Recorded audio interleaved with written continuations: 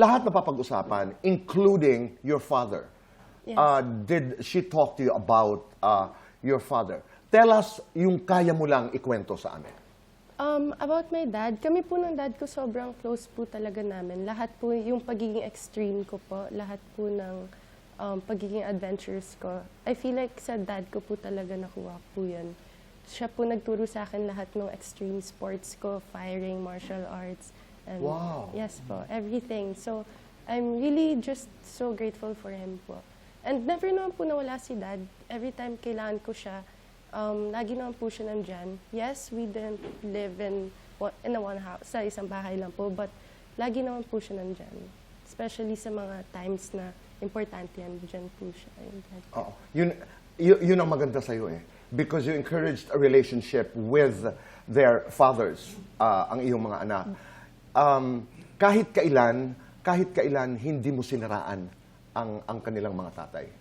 Yes, Tito Boy. Kasi, I know that for a fact. yes. Kasi parang kung sisiraan ko yung mga ama nila, sila magdadala ng anxiety na yon. So, Right. hindi ko bibigyan ng ganong pasanin yung mga anak ko.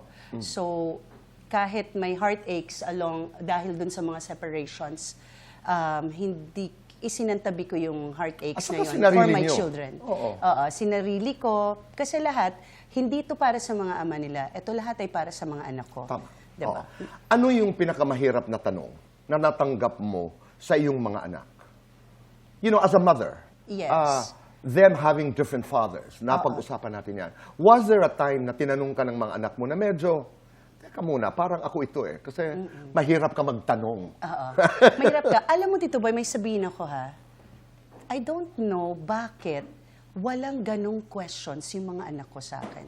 May naalala ka ba, anak, na nagtanong ka? It was never a topic po. It was never a topic because it was always the conversation.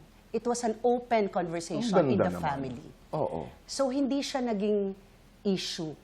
Kasi I am very, very true to my children. Tama. Maaram ka man kung paano tayo magsalita, Tama. diba? Oo. Straightforward.